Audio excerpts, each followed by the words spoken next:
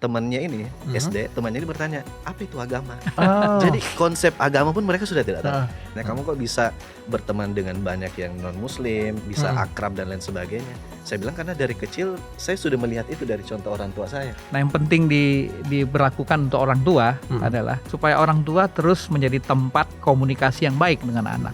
Orang tua tidak hanya menempatkan dirinya sebagai pusat pembelajaran sendiri, tapi dia harus memperkenalkan anaknya ke komunitas-komunitas keagamaannya. Kalau orang tua sudah bisa mengajarkan kita bagaimana menghormati, rendah hati, itu apapun perbedaan yang kita hadapi itu bisa diselesaikan tanda kutip dengan baik ya.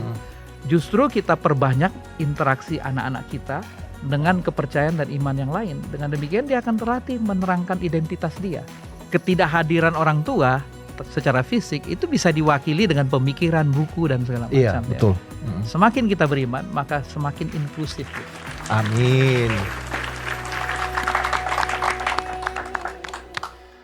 Selamat datang di Damai Itu Indah, dan hari ini adalah hal yang spesial karena kita kedatangan dua orang tamu yang sebelumnya belum pernah hadir di podcast kita ini. Yang pertama, selamat datang Bapak Guntur Siboro. Selamat pagi, Mas Albert. Ya. Senang berada di sini. Amin. Jadi Pak Guntur, gimana kabarnya hari ini? Baik, sehat luar biasa. Baik ya, terlihat dari aura wajahnya berseri-seri ya. Dan hari ini kita kedatangan tamu juga, seorang yang masih muda, sangat energik, samalah seperti saya masih muda. Kita kedatangan tamu Mas Darul. Selamat datang Mas Darul. Terima kasih atas undangannya, Mas. Nama lengkapnya Mas Darul Ma'arif, tapi panggilan akrabnya Mas Darul. Boleh ya seperti itu ya, Mas ya? Oke. Nah, hari ini kita akan ngobrolin soal peran iman dalam keluarga kita. Nah, yang menarik adalah Pak Guntur mungkin nanti Sudah akan saya baru mau bilang Pak, tapi udah diduluin. Jadi Pak Guntur mungkin nanti akan sampaikan pandangan-pandangan sebagai seorang senior, gimana sih peran iman ini dalam keluarga. Dan Mas Darul yang sama ya Mas ya, kita yang masih junior ini kita akan membahas sebenarnya kalau dari sudut pandang yang lebih junior ini seperti ini. Nah, yang menarik adalah kita juga nanti akan sedikit bahas gimana nih menurut perspektif teman-teman Kristen dan juga teman-teman Muslim tentang peran iman dalam keluarga kita masing-masing. Tujuannya untuk membawa kedamaian di Indonesia. Tepuk tangan dulu. Oke, langsung aja ya Mas Darul dan Pak Guntur. Jadi kalau misalkan kita ngomongin soal keluarga, tentunya kan banyak hal yang kita lakukan dalam keluarga kita ya Pak Guntur dan Mas Darul. Banyak hal yang dilakukan oleh orang tua kita untuk kita waktu kita kecil dulu. Nah, sebenarnya peran iman dalam keluarga ini seperti apa ya Om ya? Seperti apa Pak Guntur? Peran iman dalam keluarga ini, saya keceplosan panggil Om. Silakan Pak Guntur. Ya, definisi iman juga abstrak ya, tapi mungkin iman ini bukan soal daftar aturan, tapi bagaimana membangun kasih dalam keluarga ya. Apa yang kita bicarakan sebagai orang tua, tapi kalau tidak kita lakukan ya tidak bisa membentuk iman di dalam keluarga ya. Saya ingat dulu kalau bapak saya sudah meninggal ya. Dia itu kalau di gereja Advent itu ada kebaktian pagi ya. Nah, kebaktian pagi itu bagi anak-anak paling susah lah ya. Mungkin paling malas. Kalau di Islam atau teman-teman Muslim ya mungkin lebih mudah ya karena sholat subuh itu biasa. Paling malas kan. Nah, apa yang bapak saya lakukan bukan memarahi kita untuk bangun, tapi dia buka pintu kamar kita semua. Dia baca, dia baca renungan pagi ya. Padahal kita masih tidur. Iya. Jadi dia nggak paksa kita, nggak membuat ini sebuah ritual atau ibadah yang memberatkan, tapi sebuah hal yang memberikan manfaat bagi kita. Jadi dia baca keras-keras. Ya kita nggak mau ya terpaksa dengar ya. Terpaksa dengar. Artinya ya mungkin kalau di Islam nggak bisa seperti itu karena sholat subuh ada aturannya ya, ada aturannya. Nah ini yang salah satu menarik bagi saya yang coba saya lakukan juga buat anak-anak saya. Jadi mungkin ya iman itu harus sama kelakuan sama apa yang dilakukan ya. Jadi kalau kita memaksa kemudian itu apalagi anak sekarang ya. anak sekarang nggak bisa dipaksa ya. Ya, kita harus memberikan pengertian, menunjukkan itu memberikan manfaat ya. Nah itulah baru kita bisa memberikan contoh atau teladan untuk menguatkan iman mereka. Oke, luar biasa. Nah, semangat sekali ya teman-teman. Terima kasih untuk dukungannya teman-teman yang di studio. Pak Guntur, aku tertarik soal gimana orang tua Pak Guntur dulu itu mendidik anak-anaknya. Tapi pertanyaannya kalau misalkan anaknya ada 12 atau 15 lumayan juga tuh menggilir berapa orang gitu kan. Kalau ya, dengan kami skema berlima seperti itu. sih ya. Oke, berlima. Jadi ya. nggak terlalu ya, tapi untuk sekarang malah lebih kecil ya, 2 atau 3 ya. Berlima itu ya cukup merupakan tantangan memang. Tapi saya kira bisa dilakukan ya. Jadi perilaku orang tua itu sangat penting ya untuk bisa membentuk. Ya, kalau kita bicara damai iman kemudian damai, ya itu sangat penting ya. Jadi bagaimana orang tua mengelola konflik dalam rumah, ya bagaimana orang tua juga bahkan ini kita orang Indonesia ya, saya sebagai orang tua susah kita minta maaf kepada anak kan. Kalau kita salah itu susah ya. Nah itu orang tua saya lakukan dulu. Oh gitu. Ya, jadi ya, itu yang susah bagi saya, bahkan punya ego lah ya, kita orang tua masa kita minta maaf sama anak. Nah itu kan proses yang membuat tadi iman itu bertumbuh dan dipraktekkan ya, untuk bisa membawa kedamaian. Oke, luar biasa. Kalau Pak Guntur sampaikan itu dari perspektif orang tua dan ternyata dipraktekkan sampai dengan sekarang pada saat Pak Guntur menjadi orang tua. Padahal sulit banget loh. Sulit banget apalagi di kota besar Jakarta itu membangun iman di tengah keluarga. Aduh, kita udah sibuk bangun pagi jam 5 sudah harus berangkat ke kantor, pulang ke rumah sampai rumah jam 8, jam 9. Capek, tidur. Aduh, jadi curhat saya. Curhat semua orang, bukan saya sendiri, tapi semua orang hampir seperti itu kalau di Jakarta. Mas Darul, kalau misalkan kita sebagai, kalau tadi kan yang lebih senior, kita yang lebih junior nih, sebenarnya gimana sih peran iman dalam sebuah keluarga kalau misalkan kita sebagai anak lah gitu.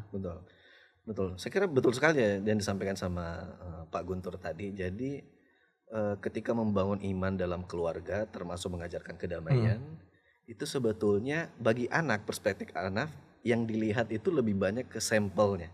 Oke, contohnya. Orang tuanya langsung dong. Orang tuanya sebetulnya bagaimana? Kalau misalnya tadi sholat subuh ya, kalau di Muslim ya, sholat subuh. Jangan harap anaknya mau bangun sholat subuh rajin kalau orang tuanya tidak gitu. Seperti itu. Begitupun misalnya dengan ajaran-ajaran kedamaian. Kalau saya bisa merecall ya, yang saya ingat tuh kalau sampai sekarang, kalau misalnya beberapa teman-teman tanya, kamu kok bisa berteman dengan banyak yang non muslim, bisa akrab dan lain sebagainya. Saya bilang karena dari kecil saya sudah melihat itu dari contoh orang tua saya. Oh gitu. Jadi misalnya tuh di bapak saya dari keluarga yang cukup religius Pak, Mas. Bapak saya seorang ustadz di daerah kami, seorang dosen agama Islam juga. Tapi itu di rumah saya sering sekali yang saya ingat ya, itu pun sekarang saja baru saya mikir-mikir, oh kok saya bisa lebih terbuka. Tapi setelah saya ingat di kejadian-kejadian waktu masa kecil, saya bisa ingat bagaimana ada teman dari kakak saya waktu SD. Itu sangat gampang, itu kayak setiap hari datang ke rumah dan oke-oke saja gitu. Jadi kan sejak saat itu pelajaran atau ingatan-ingatan saya, oh ternyata kita bisa berteman baik dengan bahkan yang berbeda iman dengan kita. Ya, itu sih yang akhirnya pada saya bawa sampai sekarang. Itu karena orang tuanya Mas Darul, dari Mas Darul kecil dulu memang sudah mendidik Mas Darul dalam sebuah suasana yang inklusif ya. Betul. Bisa terbuka menerima dari berbagai macam latar belakang. Dan ini menariknya, gimana pengalaman Pak Guntur? Apakah ada yang sama juga? Ya, saya bahkan agak ini ya mungkin tersentuh hati saya. Saya ingat orang tua saya ketika saya mau masuk SD. Itu saya juga nggak ngerti dulu. Saya disekolahkan di sekolah Islam. Ya, saya tinggal di Sumatera Utara di sebuah kecamatan kecil ya. Sebenarnya ada beberapa opsi ya dekat rumah. Sekolah negeri tentunya. Kalau sekolah Kristen agak jauh memang. Saya disekolahkan di sekolah SD Jamiatul Al-Wasliyah.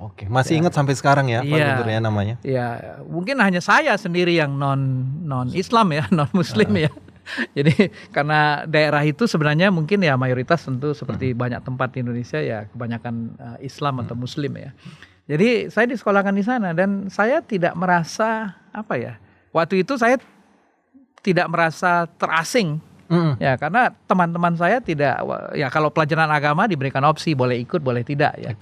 Dan seringnya ikut karena ya Karena semua malas orang di luar. ya, semua orang ikut ya saya ikut. Jadi kalau saya lupa bawa rapor saya SD itu bahasa Arab, imla. Oh gitu. Masih ingat Om ini pelajaran. Masih alif bata masih bisa lah saya. Oh gitu. Iya. Nah, sampai kelas 3 SD saya sekolah di Baru sekolah. pindah. Nah, itu tahun 70-an ya. Artinya Anda bisa bayangkan Iya. ya. Bapak saya seprogresif itu ya. Untuk tahun itu ya, Iya, Pak Guntur. keterbukaannya cukup tinggi ya. Jadi itu saya ingat sampai hari ini, dan itu membuat saya bergaul dengan yang tidak sama. Itu nggak terlalu masalah karena saya sudah pernah bahkan ketika kecil ya. Jadi seperti Mas Darul katakan tadi, ya, orang tua kita memberikan contoh ya, teladan bahwa keterbukaan itu memberikan manfaat dan berkat bagi kita. Iya, oke. Ini menarik juga kalau biasanya teman-teman yang Kristen sekolah di sekolah negeri itu masih wajar ya, Mas Darul ya. Tapi kalau seorang Kristen sekolah di sekolah Muslim itu luar biasa dan jarang terjadi. Tapi kalau misalkan teman Muslim sekolah di sekolah Kristen itu sudah Lumayan jauh banyak, lebih iya kan, jauh lebih banyak kan. Makanya kita salut banget Pak Guntur. Itu tahun 73. Tahun 73. Di daerah pula ya. Di daerah. Di daerah. Saya yakin Mas Darul belum ada 73 ya. Betul kan? Belum kan? Iya. Soalnya saya juga belum ada tahun segitu. Iya. Yang jelas Studio Hope Channel juga belum ada. Belum ada. Nih teman-teman yang di studio udah emosi mereka. Gitu. Mereka menyangka saya ini tahun 70-an, Pak. Iya. Saya perlu bawa akte teman-teman? Enggak perlu ya. Oke. Kita lanjut ya. Jadi terganggu jadinya kita. Oke. Yang berikutnya, kalau misalkan tadi kita sudah bahas nih, oh berarti cara orang tua kita mendidik anak-anaknya itu sangat berpengaruh, penting untuk pola pikir anaknya di kemudian hari. Tapi faktanya Mas Darul, banyak sekarang ini anak-anak muda ataupun anak-anak yang lebih muda lagi lah, anak-anak remaja itu sudah memiliki pemikiran yang agak rasis lah. Agak rasis, kemudian mereka tidak bisa terima perbedaan. Apakah itu bisa kita ambil dugaan bahwa itu pendidikan dari keluarga? Oh berarti kita harus reformasi nih pendidikan di keluarga kita supaya lebih inklusif. Apakah ada dugaan seperti itu? Terkait dengan mungkin meningkatnya tren intoleransi mungkin ya. Menarik sekali karena kayaknya baru 2 minggu lalu ya ada satu paper artikel jurnal yang terbit itu dari Prof. Burhanuddin Muhtadi. Yang menarik adalah artikel ini memberikan garis bawah bahwa ternyata walaupun percakapan soal intoleransi di sosial media itu meningkat, artikel ini hasil penelitian ini menunjukkan bahwa ternyata di dunia nyatanya tidak. Oh gitu. Iya. Oke. Itu menarik sekali. Itu baru saja terbit 2 minggu yang lalu kalau saya tidak salah. Jadi menurut Profesor Burhanuddin Muhtadi, apa yang tampak di sosial media belum tentu itu yang terjadi di dunia nyata. Dan saya sepertinya lebih setuju dengan pendapat ini. Karena banyak sekali inisiatif-inisiatif dari teman-teman Gen Z ya terutama. Mereka itu menjadikan komunitas-komunitas atau forum-forum yang bisa dikatakan tidak agamis lah. Misalnya soal-soal kemanusiaan, soal-soal pendidikan. Mereka mau tuh urun rembuk tanpa melihat perbedaan agama. Jadi komunitas-komunitas itulah yang menjadi melting pot dari generasi-generasi muda untuk menunjukkan bagaimana mereka merawat Indonesia dengan damai. Oke. Ya, ini mungkin Mas Albert ya. Ini saya kebetulan latar belakang saya marketing ya. Problem kita terutama dalam dunia marketing, yang terlihat itu adalah yang ngomongnya banyak keras. Padahal minoritas mungkin ya Mas. Tadi Mas Darul bilang tadi minoritas, tapi ngomongnya bukan hanya keras di offline tapi di dunia online juga. Jadi itu yang muncul seolah-olah tadi intoleransi itu terjadi. Tapi kalau kita lihat di dalam paling tidak dalam masyarakat, dalam pekerjaan ya, itu sih hubungan antar orang yang berbeda itu biasa saja ya. biasa saja di RT kita gitu, nggak masalah ya. Tapi sayangnya tadi yang keras ini, yang ngomong yang keras adalah orang yang Iya, yang betul. tidak sesuai. Nah, makanya kan ada istilah silent majority kan. Betul. Nah, biasanya yang silent majority ini kalau misalkan kita tidak pantik juga supaya mereka bersuara, takutnya nanti mereka ini lama-lama jadi ikut yang sudah sedikit tapi berisik. Nah, ini sangat mengganggu sekali keberagaman di Indonesia kalau kita tetap membiarkan orang-orang yang sebenarnya sedikit tapi berisik, Menguasai medan ya. ya menguasai media sosial, dan mereka bisa memancing yang diam-diam ini jadi ikut mereka. Nah, sekarang tujuannya kita ngobrol di sini Mas Darul itu adalah supaya semoga kita ini, perbincangan ini bisa viral dan menularkan kebaikan di tengah-tengah bangsa Indonesia. Tepuk tangan dulu untuk kita semua. Nah, kalau kita ngomongin soal orang tua dan keluarga, sebenarnya seberapa besar sih tanggung jawab kita sebagai anak? Mungkin sampai sekarang masih sebagai anak ya Mas Darul ya. Nggak akan hilang itu statusnya ya.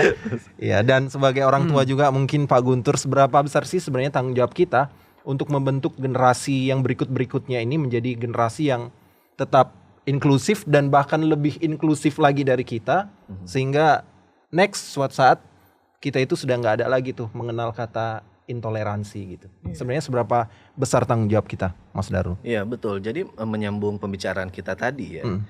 Jadi disitulah justru fungsi pentingnya keluarga, terutama yang dipimpin oleh orang tua. Kenapa? Karena ketika orang tua itu membuka diri untuk selalu berkomunikasi dengan anaknya, oke lah, mungkin pada awalnya orang tua memberikan pendidikan yang damai, mengajarkan kedamaian dan sebagainya kepada orang tua. Tapi ketika mereka masuk sekolah, mereka akan mendapati narasi-narasi yang berbeda dengan yang diajarkan di rumahnya misalnya. Belum lagi ketika masuk ke dunia maya, mereka dapati loh kok banyak ujaran-ujaran kebencian di sana. Disitulah fungsi keluarga, terutama yang dipimpin oleh orang tua.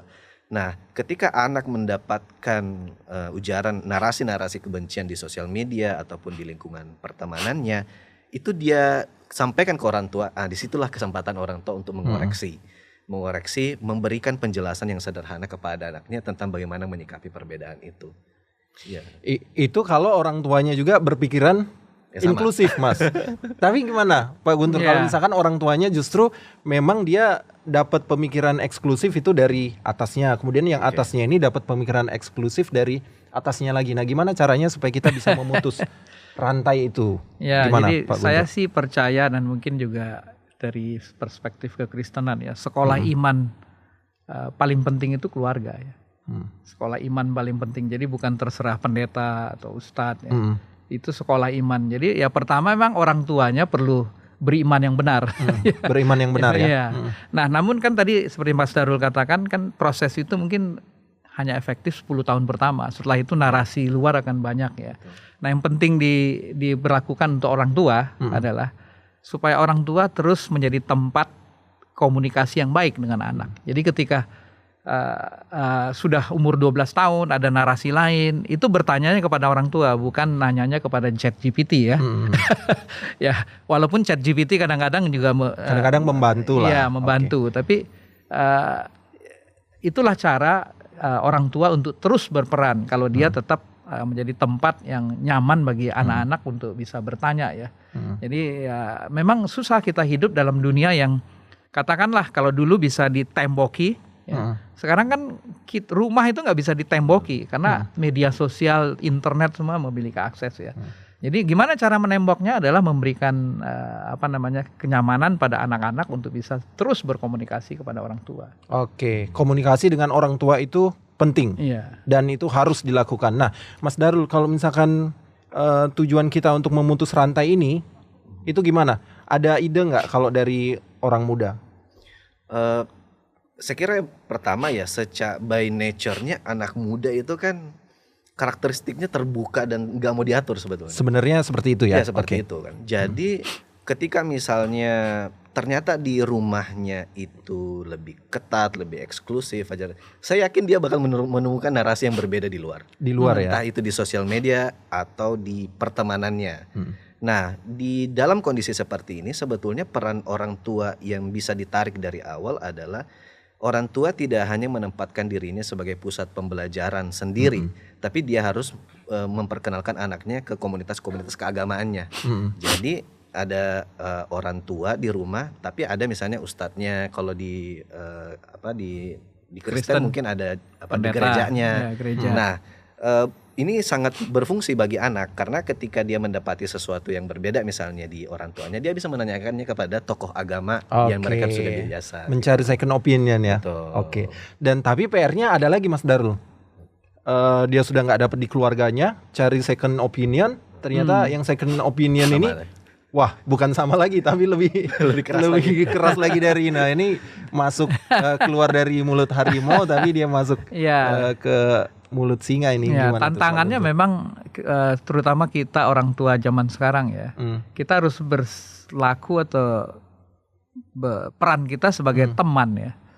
Memang anak-anak sekarang kalau dia anggap kita orang tua apalagi dogmatis, diktator ya, nggak akan pernah ditanya ya. Jadi memang ya tadi memang Mas Darul katakan perlu juga kita menambah circle-nya. Tapi circle utama itu harus tetap orang tua. Nah ini jadi kalau dia pun memiliki kebingungan karena tadi menemukan circle yang katakanlah yang kurang tepat tadi ya. Yang lebih keras ya, malahan. dia akan mereferensi kepada orang tua. Jadi ya kalau menurut saya kadang-kadang terutama anak saya kan umur 20-an ya. Musuh terbesar iman mereka ya. Menurut saya sekularisme. Ya, jadi bukan agama Islam, agama Hindu, Buddha, tapi sekularisme ini musuh terbesar yang saya sendiri susah ya. Karena kalau sekularisme ini juga bisa membawa ketidakdamaian karena sekularisme mementingkan diri sendiri, itu kan berat ya melawannya ya. Jadi ya kadang-kadang kita terlalu berkonsentrasi iman anak kita, iman keluarga kita akan terpengaruh oleh iman agama lain ya. Tapi kita lupa di abad 21 ini ke depan ya sekularisme menjadi salah satu tantangan. Oke, tantangannya justru datang dari sekularisme itu ya, Pak Guntur. Salah satu tantangannya. Nah, yang menarik sekarang adalah Mas Darul dan Pak Guntur. Pernah nggak ya? Atau Mas Darul deh sebagai seorang anak nih, pernah nggak punya pengalaman gitu dilibatkan oleh orang tuanya dulu ataupun sekarang gitu melibatkan diri dalam komunitas-komunitas ataupun kegiatan-kegiatan yang itu diwarnai beragam latar belakang agama sehingga itu membuat kita itu memiliki pemikiran inklusif yang lebih luas lagi gitu. Kalau tadi kan Mas Darul sampaikan melihat contoh ya. Betul. Nah kalau di pengalaman saya pribadi, jadi karena itu tadi alhamdulillah dari keluarga yang religius kemudian terdidik, jadi di rumah itu ada banyak buku-buku Pak. Oh oke. Ada banyak buku-buku. Ini juga sangat membantu karena dengan membaca buku-buku yang inklusif itu tidak serta-merta kehadiran orang tua itu dibutuhkan. Jadi kalau orang tua saya sudah wafat ketika saya masih 6 SD Pak. Ketika saya masih 6 SD. Sedangkan saya berjumpa dan aktif di dunia-dunia interfaith itu nanti setelah saya menyelesaikan studi S1 saya. Setelah S1 ya? Setelah S1. Okay. Jadi setelah bapak saya meninggal saya 6 SD, saya masuk pesantren di mana itu tentu sangat monolitik ya, pasti ya, betul. Islam saja, kemudian masuk S1. Nah di S1 itulah saya belajar soal itu. Tapi kalau saya tarik kembali ke belakang, saya sudah terbiasa dengan itu karena saya biasa membaca buku-buku dari orang tua saya yang memang narasi-narasi inklusif yang selalu dibangun. Jadi kesempatan bibit-bibit itu ada. Jadi sekali lagi seperti yang tadi saya sampaikan Pak, bahwa sebetulnya nilai-nilai kedamaian itu sangat berpengaruh ketika dia ditampilkan, tidak dinasehatkan gitu. Karena kalau dinasehatkan sangat gampang untuk dilupakan. Jadi ditunjukkan kemudian dilakukan sehingga anak-anak ini ataupun orang lain ini bisa langsung meniru. Betul. Seperti itu ya Pak Guntur. Yeah. Dan yang menarik tadi Mas Darul sampaikan bahwa salah satu kegiatan yang ditanamkan oleh orang tua adalah membaca. Betul. Cuman kan membaca sekarang gimana tuh Pak Guntur? Ya mungkin balik sedikit ke yang Mas Darul katakan tadi ketika Mas Albert nanya ke Mas Darul, lebih susah bagi mayoritas untuk hidup dalam perbedaan ya. Karena tadi ya mayoritas kan hampir sama ya. Lebih mudah bagi yang minoritas karena ke kiri, ke kanan, kemana itu pasti akan ketemunya menghadapi mayoritas. perbedaan. Tapi sebenarnya bukan hanya perbedaan seperti itu, perbedaan agama. Bahkan maafkan kalau saya salah Mas Darul ya, di dalam Islam sendiri banyak pemikiran-pemikiran masab ya pemikiran ya. Jadi sebenarnya Mas Darul juga punya kesempatan hidup dalam berbagai perbedaan walaupun sama-sama Islam ya. Nah ini yang mungkin perlu dididik dari kecil. Jadi perbedaan itu bukan hanya perbedaan iman ya, perbedaan suku, perbedaan cara. Nah kalau orang tua sudah bisa mengajarkan kita bagaimana menghormati, rendah hati, itu apapun perbedaan yang kita hadapi itu bisa diselesaikan tanda kutip dengan baik ya. Ya mungkin sebagai orang tua ya, kalau anak saya berdua berantem kan ada perbedaan nih. Ya. Bagaimana saya menyelesaikannya? Kalau menyelesaikan dengan kekerasan maka dia akan berpikir damai itu nggak mungkin dicapai. Tapi kalau saya bisa mencari solusi yang membuat damai, itu memberikan contoh dari meneladani. Jadi saya mungkin kembangkan sedikit, bukan hanya soal iman ya, tapi perbedaan hal-hal lain itu orang tua harus bisa menunjukkan bagaimana menyelesaikan perbedaan. Oke, bagaimana menyelesaikan perbedaan dan itu harus dilakukan oleh orang tua, memberi contoh ya Pak Guntur. Oke, luar biasa. Jadi semuanya itu dilakukan by example. Ini menarik. Nah, Mas Darul dan Pak Guntur, kalau misalkan sekarang kita berpikir bahwa keluarga ini adalah sumber pendidikan pertama supaya generasi-generasi berikutnya ini memiliki pemikiran yang inklusif, kemudian memiliki rasa damai gitu kepada semua pihak. Nah, kalau misalkan kita cocokkan kembali, kira-kira ada nggak hal-hal yang bisa kita lakukan deh, contohnya sekarang realitanya yang bisa kita lakukan sebagai sebuah keluarga untuk mendidik anak-anak kita lebih inklusif lagi. Kalau dari pandangan seorang anak ya, apa yang harus dilakukan oleh orang tuaku nih sekarang seandainya mohon maaf tadi kan sudah wafat dari usia 6 tahun. Ini pesan untuk orang-orang tua di luar sana gitu.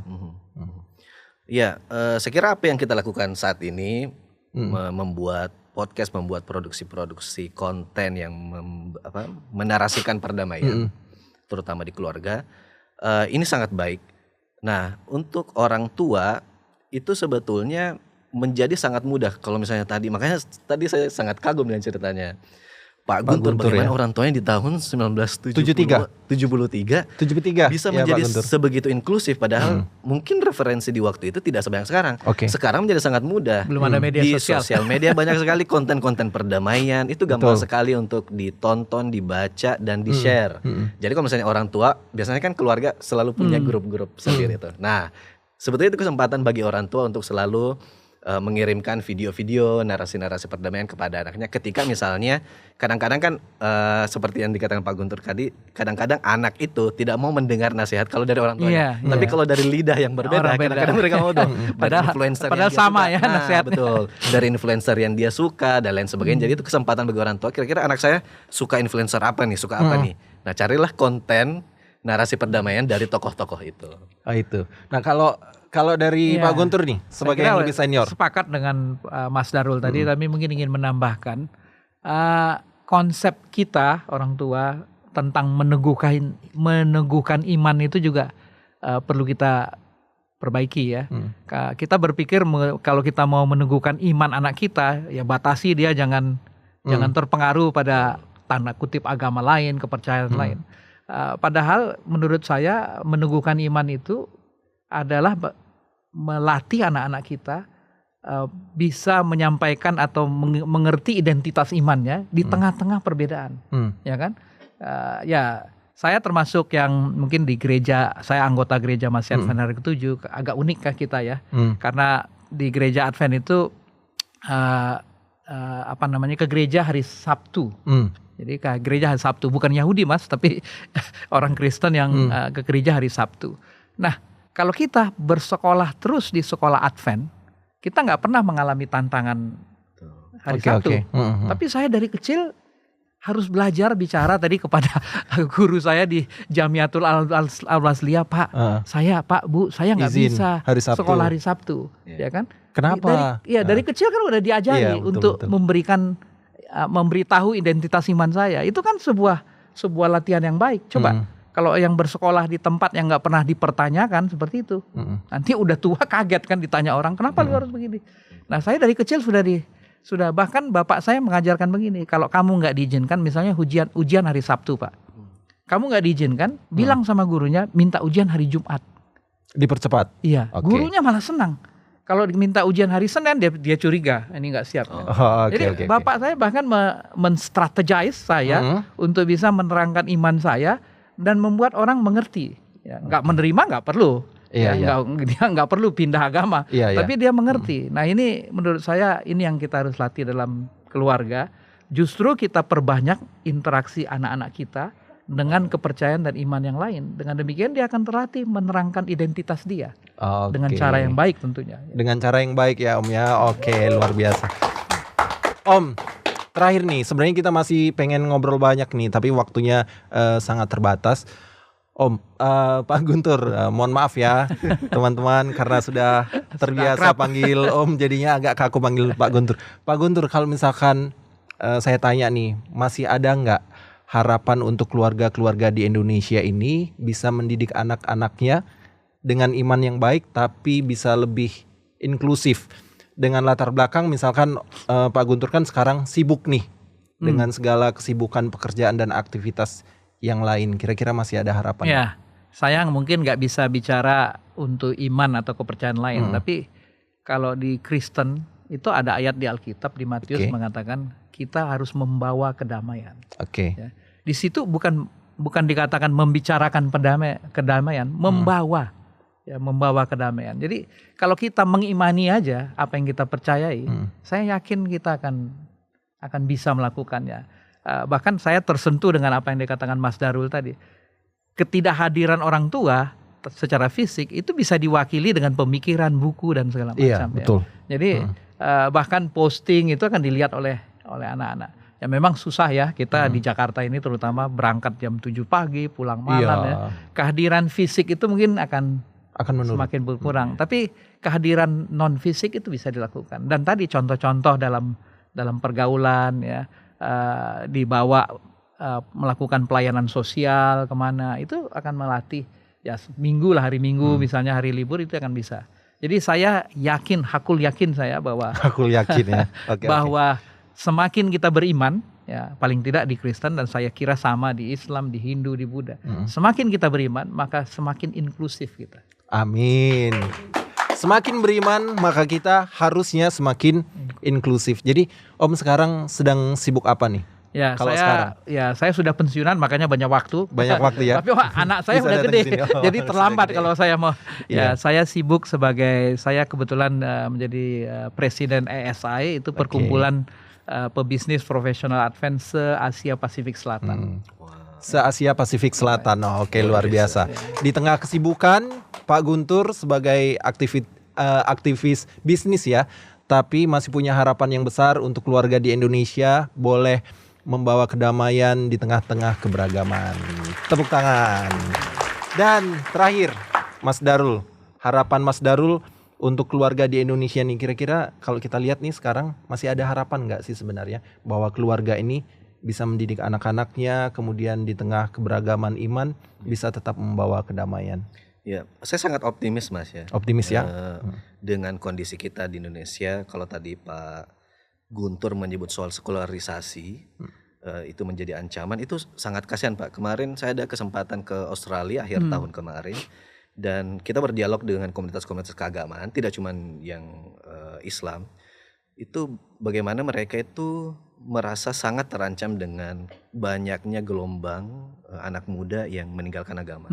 Oke. Bahkan mereka tuh ada percakapan di mana jadi anaknya Muslim, dia bertemu dengan temannya, kemudian ditanya, kamu kok nggak makan? Dimana saya lagi puasa. Kenapa kamu puasa? Saya Muslim. Temannya ini SD, temannya ini bertanya, apa itu agama? Jadi konsep agama pun mereka sudah tidak tahu.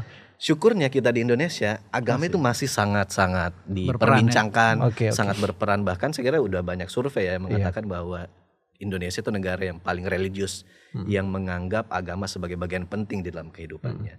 Nah, dari titik itu maka sebetulnya terutama yang Muslim, kalau saya secara pribadi Pak, Mas, aktivisme saya itu bagaimana caranya yang Muslim ini menjadi moderat. Oke.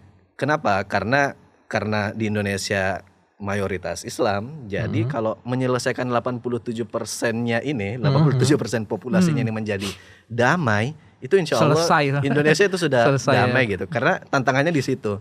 Nah, oleh karena itulah bagaimana mendidik atau mendakwahkan perdamaian ini di tengah-tengah Muslim sebetulnya sederhana sekali. Karena di Islam itu kita meyakini bahwa Rasul itu seperti tadi yang disampaikan Pak Guntur itu mirip sekali. Di Al-Quran itu dikatakan bahwa wa ma arsalnaka illa rahmatan lil alamin, bahwa wahai Muhammad, engkau itu bukan pembawa rahmat, tapi eksistensi kamu itu adalah rahmat untuk seluruh alam. Nah, itu tuh yang harusnya menjadi sampel bagi orang-orang Muslim, bahwa bahkan Nabi yang menjadi teladan agung kita, teladan utama kita, itu dijelaskan dalam Al-Quran tidak hanya rahmat untuk sesama Islam, tidak hanya rahmat untuk semua manusia, bahkan seluruh alam semesta. Amin. Luar biasa. Dan itu yang sekarang Mas Darul lakukan di tengah-tengah kesibukan Mas Darul sebagai Sekarang sebetulnya ada beberapa peran ya. Oh, beberapa peran ya. Tapi mungkin multi peran berarti Mas Darul. Nah itu dia, karena kan itu tadi tujuannya kan dakwah ke berbagai macam kelompok. Nah sekarang alhamdulillah dipercaya sebagai direktur dakwah, toleransi dan multikultural di Nasaruddin Umar Office. Dan kita tahu beliau Imam Besar Istiqlal, sekarang diberi amanah sebagai Menteri Agama. Syukurnya beliau orang yang sangat mempelopori narasi-narasi perdamaian. Beliau sangat kuat menarasikan seperti tadi, persis sekali narasi yang disampaikan Pak Guntur, bahwa semakin seseorang itu kuat imannya, ya harusnya dia semakin toleran gitu. Semakin kuat imannya, semakin toleransi. Baik, Mas Darul dan Pak Guntur, seperti saya sampaikan di awal tadi, sebenarnya ini kita tidak akan terasa habis waktunya. Dan ternyata benar-benar sudah habis. Sangat singkat. Tapi ini sengaja kami desain seperti ini supaya nanti ada next episode, Mas Darul dan Pak Guntur. Jadi kita akan sambung lagi nanti, semoga kita ada waktu dan juga umur yang panjang supaya kita bisa bantu kita buat episode berikutnya. Dan tentunya yang belum berkeluarga, kiranya segera berkeluarga, yang sudah berkeluarga bisa mendidik anak-anaknya supaya tetap memiliki iman yang inklusif dan bisa membawa damai di tengah keberagaman Indonesia. Damai itu indah. Damai itu indah.